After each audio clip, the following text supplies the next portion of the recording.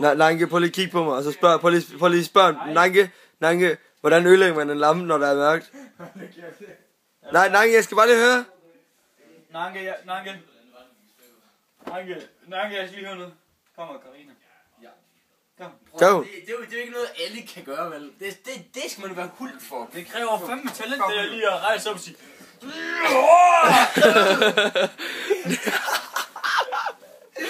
Det er fandme godt klart, det må jeg skulle sige. Ja, det er fandme habil, det der.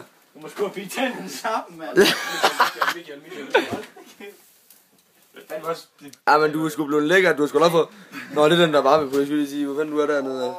Prøv lige at vente op igen, Nanke. Ja, den er god, den er god. Ja, men det er jo... Ja, det er for varmebuderne. Altså, Nanke, men jeg forstår ikke, hvordan kan du ødelægge den? Ja, men... Men det skulle da være kendt, jeg har slukket, skulle da bare. Det kan selvfølgelig også godt være, at jeg kender over på prioriteteren, efter at have slukket lys. Jeg må nok lade sige. Stop for satan! Nu ryger der en computer lige. Nu ryger en seng. Der ryger en seng. Nu ryger der en lampe med det. Vi har ikke flere lampe. Jo, jeg har en lampe her. Jeg rører ikke min lampe. Jeg har en lampe hernede. Nej, I smadrer den ikke. Nanke, stop! Nanke! Jeg spiser din computer.